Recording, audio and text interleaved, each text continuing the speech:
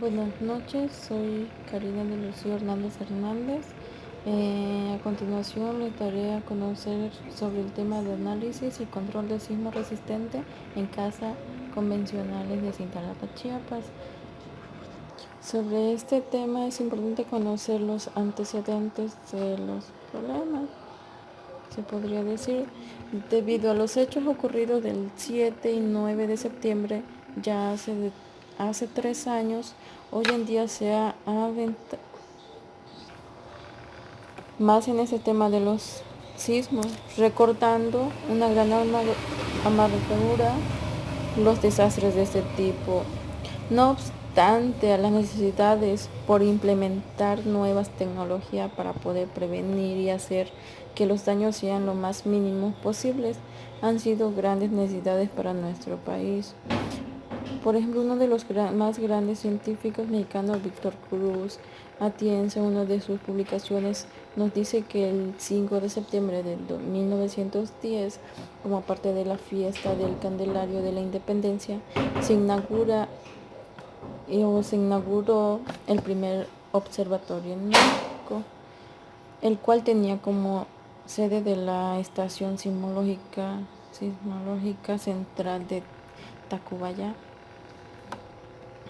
Dicha inauguración se dio inicial forma de las labores del Servicio Sismológico Nacional, que fundó en el año de 1904. Decreto presidencial pasaría a forma de parte de la UNAM en el año de 1929, Atienza en el 2013. Empezando por uno de los primeros sismos que se tiene registrado y que se destacó en esta época fue el gran tsunami mexicano, apodando así en su momento debido a que la magnitud de este causó grandes daños del estado de Oaxaca, inundando hasta 6 kilómetros tierra adentro. Base a nuestro planteamiento del problema, nos dice que en México se tiene un promedio de 4 temblores por día. La mayoría de estos no se percatan por su intensidad tan baja con la que sucede, pero es una excusa como para no desarrollar nuevas tecnologías, ya sea por desintereses, ignorancias o indiferencias de los contratistas, trabajadores, proyectistas o instituciones correspondientes al momento de construir un edificio sísmico.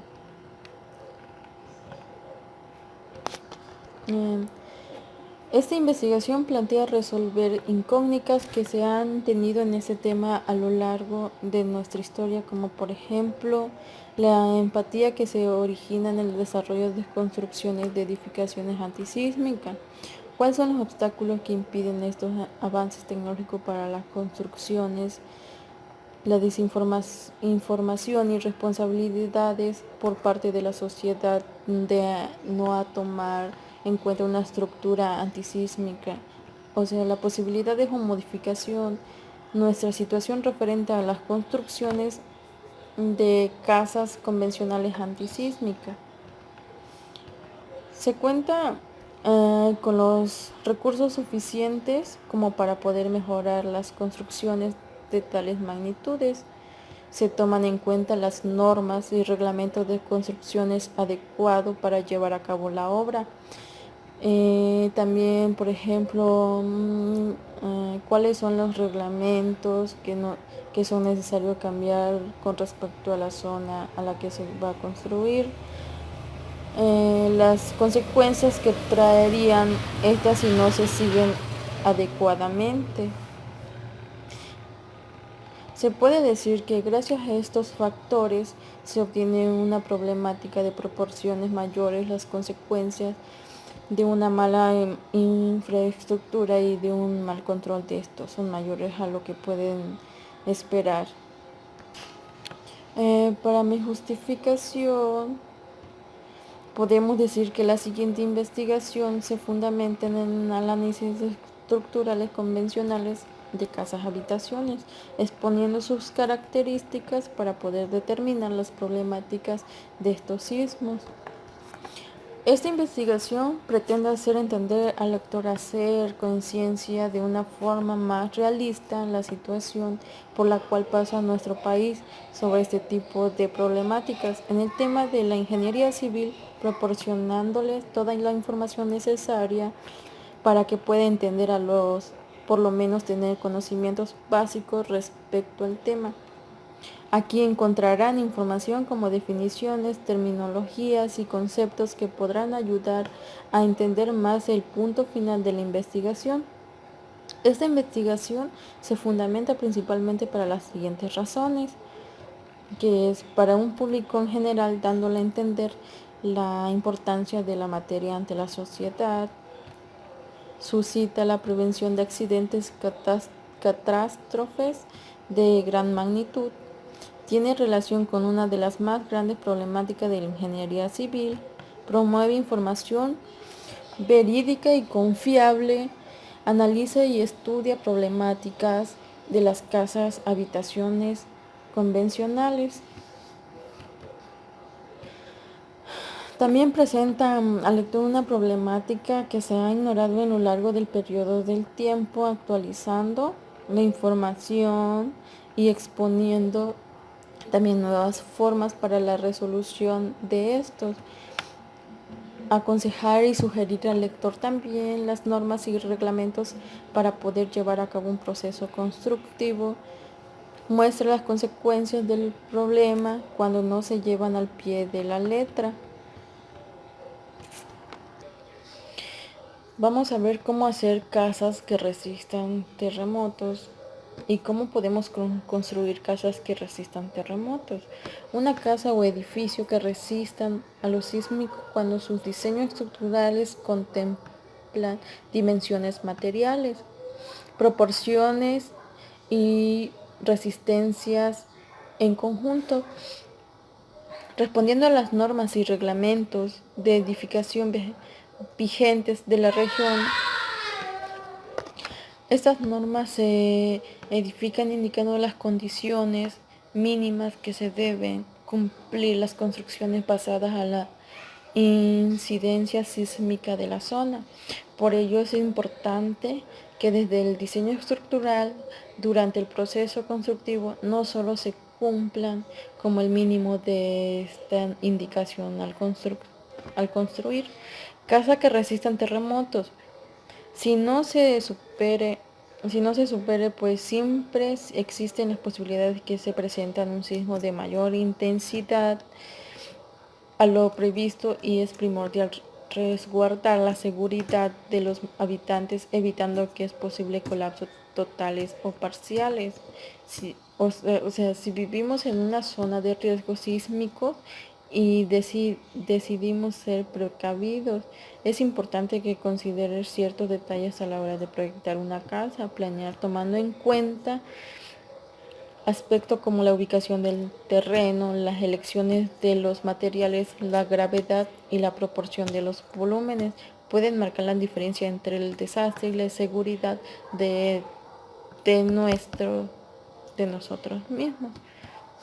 Pero también es importante aclarar que la ingeniería sísmica no pretende en ningún momento evitar percepción de terremotos, ni mucho menos mantener rígida la construcción, pues si algo trata de permanecer inmóvil ante el movimiento brusco de su base, tenderá a romperse.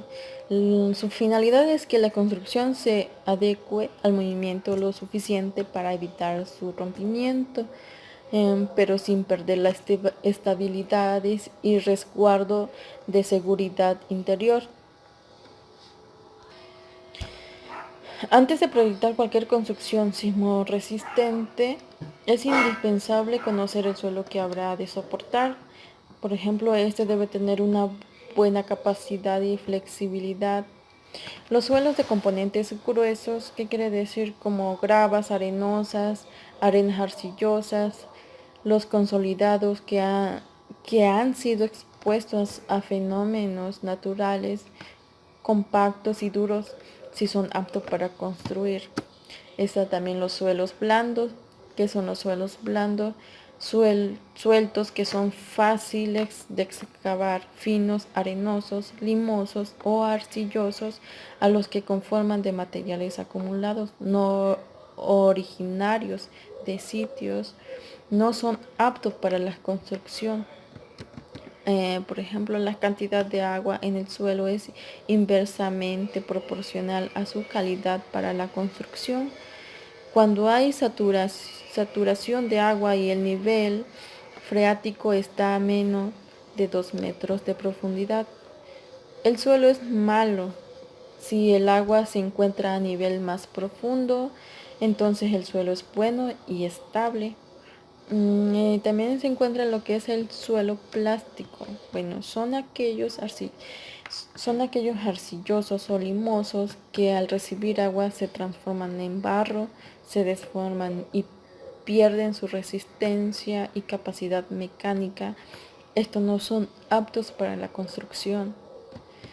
Tampoco son recomendables de arcillas expansivas, dispersivas, los rellenos orgánicos ni las pendientes pronunciadas. Si hablamos sobre la cimentación, si el terreno tiene algunas de las características no ideales, pueden reemplazar una sección o bien diseñar cimentaciones especiales. Las cimentaciones, después de la calidad del terreno, la clave para la resistencia de una edificación es la estructura encargada de transmitir los pesos, cargas y del terreno para distribuirlos. Su característica, por ejemplo, en cuanto a forma, estructura y terreno para distribuirlos, tamaño, dependen de un estudio previo del terreno y de las educaciones que se tengan que hacer a este para responder a ello. Las dimensiones de estas piezas mayor a la estructura que soporta y por lo general que son de concreto con acero armado, varios tipos de cimentaciones. Por ejemplo, también existen las cimentaciones en pozo, los pilotes, pilas y cilindros que se utilizan cuando se tiene una carga muy grande y se necesita soporte muy profundo.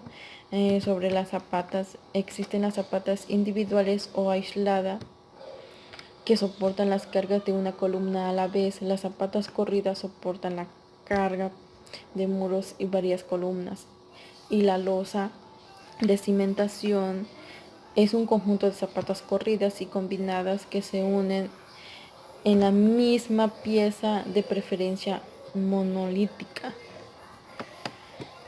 Lo ideal para esta casa habitación que resista más probablemente a terremotos es la zapata corrida, sobre todo si cuenta con más de una planta, pero es importante consultar con un especialista en ingeniería de suelos para lograr el cálculo preciso.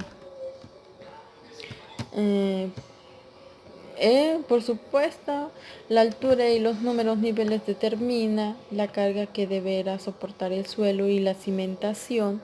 Si bien esto no debe ser impedimento para la construcción, es puesto para que ello se hará el cálculo adecuado. También es cierto que entre menos niveles exista en la construcción y la sensación de movimientos será menor y las pérdidas serán muy pocas. Para la simetría y distribución de cargas, es el diseño estructural de un edificio ayuda a un equilibrio constante distribuyendo la carga de manera uniforme sobre las cimentaciones, y aunque un diseño así como puede parecerse aburrido, los arquitectos expertos sabrán generar diseños atractivos equilibrando los pesos en una sola estructura uniforme, combinando cargas estructurales cuando en cada nivel y cada zona de la edificación. Para la resistencia de los materiales, para una buena construcción segura es necesario garantizar uniformidad en el uso de materiales, desde la cimentación, losas, estructuras, cubiertas, muros y demás. Sin embargo, se ve bien, la construcción no es una pieza única. La uniformidad en los materiales y en la unión de los mismos permite una integración total que hace que funcione como un sistema perfectamente articulado ante el movimiento. Los materiales deben ser de excelente calidad y con capacidad suficiente para absorber la energía del sismo durante la sacudida y asimismo dispararla. Existen las pruebas que se hacen a muros ya construidos, como someterla a un material constructivo y de una unión de fuerza de carga normales y extraordinarias, certificando que la estructura soportará el movimiento bien definido si es necesario cambiar de materiales. Pues bien, esperemos que te ayude un poco, ¿no? Pero no olvides asesorarte con un profesional en el tema. Incluso puedes armar un equipo de trabajo entre el diseñador de la vivienda, el ingeniero estructural y el experto en suelos. Recuerda que la seguridad de los tuyos es la prioridad de todo.